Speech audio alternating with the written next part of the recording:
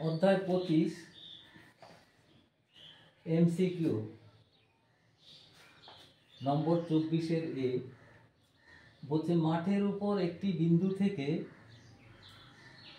বিন্দু থেকে মোবাইল টাওয়ারের উচ্চতার উন্নতি কোণ 60 degree.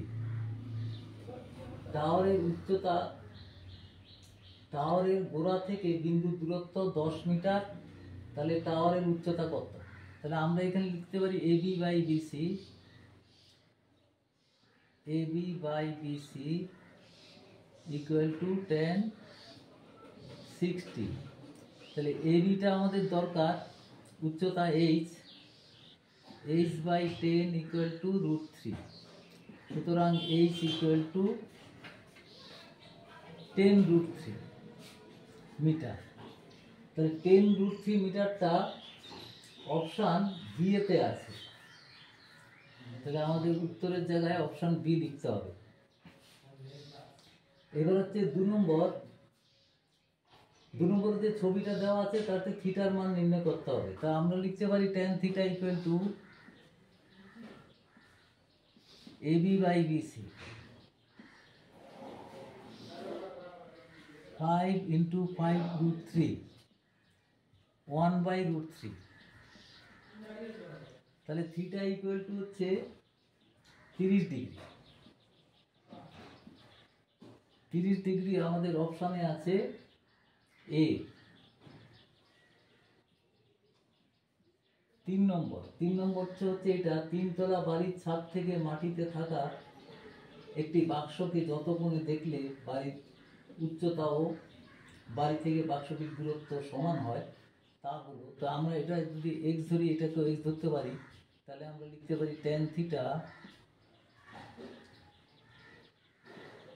Equal to AB by CB equal to x by x equal to 1। therefore theta equal to হচ্ছে 45 degree.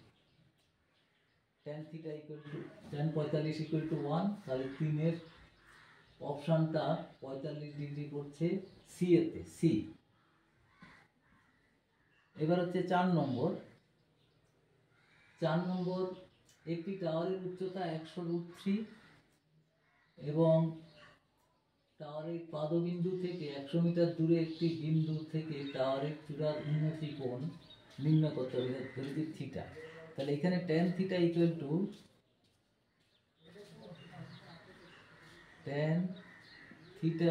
Two AB by CB 100√3 by 100 equal to হচ্ছে √3। তাহলে থিটা ইকুয়াল টু কত? 60 ডিগ্রি। 60 ডিগ্রি অপশান আছে C এতে। তাহলে 4 নম্বরের উত্তরটা C. এরপরে আসবে 5 নম্বর। একটি পোস্টের ভূমিতলের ছায়ার দৈর্ঘ্য পোস্টের উচ্চতার √3। আমাদের পোস্টের উচ্চতাটা যদি এইচ হয় তাহলে আমরা দূরত্বটা ধরতে পারি √3h। তাহলে কোণটা কত নির্ণয় করতে হবে? উন্নতি কোণ, সূর্যের উন্নতি কোণটা আমরা থিটা ধরলাম, থিটা নির্ণয় করতে হবে। তাহলে tan theta equal to h by √3h। তাহলে h কেটে গেল 1/√3। তাহলে থিটা ইকুয়াল টু হচ্ছে 30 ডিগ্রি। 30 ডিগ্রি অপশানটা আছে এতে, 5 নম্বর এ। আচ্ছা, এরপরে আসছে বি।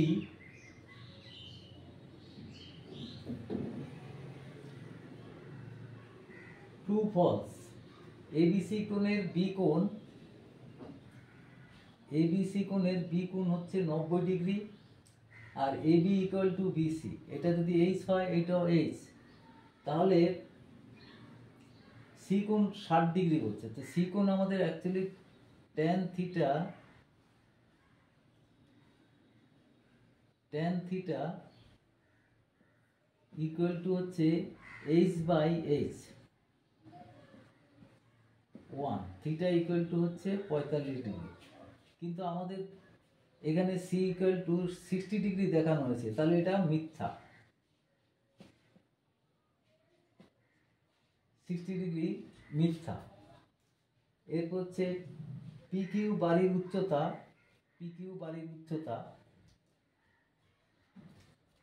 কিউ আর ভূমি থেকে পি বিন্দু, ভূমি কিউ আরটা হচ্ছে ভূমি, তো পি বিন্দু থেকে আর বিন্দুর অবনতি কোণ এসপিআর আমাদের মানে এই অনুযায়ী, তাহলে অবনতি কোণ পি বিন্দু থেকে আর বিন্দুর অবনতি কোণ এসপিআর, পি বিন্দু থেকে আর বিন্দুর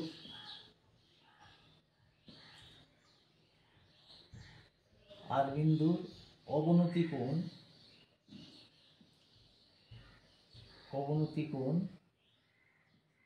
এসপিআর, এটা অবনতি কোণ। তাহলে সেটাই বলা আছে আমাদের হিসাব অনুযায়ী, তাই এসপিআর, তাহলে সেটা সত্য। এটা 2 নম্বরের, বি এর 2 সত্য। এবার সি এর 1, সূর্যের উন্নতি কোণ 30 ডিগ্রি থেকে বৃদ্ধি পেয়ে 60 ডিগ্রির ছায়ার দৈর্ঘ্য বাড়বে না, যত ডিগ্রি কমবে তত ছায়ার দৈর্ঘ্য, যত বাড়বে তত ছায়ার দৈর্ঘ্য কমবে। তাহলে ছায়ার দৈর্ঘ্য 30 থেকে বৃদ্ধি পেয়ে 60 হইতে ছায়ার দৈর্ঘ্য হ্রাস পেল।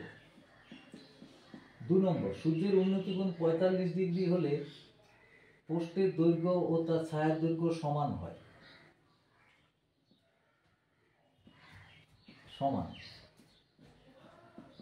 3 নম্বর, যখন সূর্যের উন্নতি কোণ 45 ডিগ্রি এর, তখন স্তম্ভের ছায়ার দৈর্ঘ্য স্তম্ভের উচ্চতা থেকে কম হয়।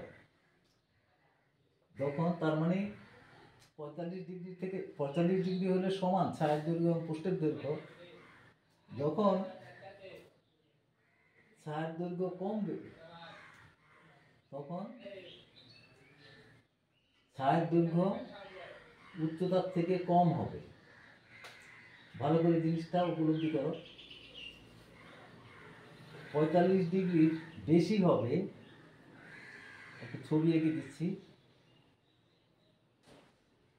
এই 45 ডিগ্রি হলো সমান হয় 45 ডিগ্রিতে উচ্চতা, এটাও তাই হয়। কিন্তু যখন স্তম্ভের ছায়ার দৈর্ঘ্য স্তম্ভের উচ্চতা থেকে কমে গেল, ছায়ার দৈর্ঘ্যটা মনে করো এখানে কমে গেল, তখন কিন্তু দেখো এখানে উন্নতি কোণ বেশি হয়ে গেল, এটার থেকে এটা বেশি হয়ে গেল, তাহলে এখানে উত্তরটা হবে আমাদের বেশি।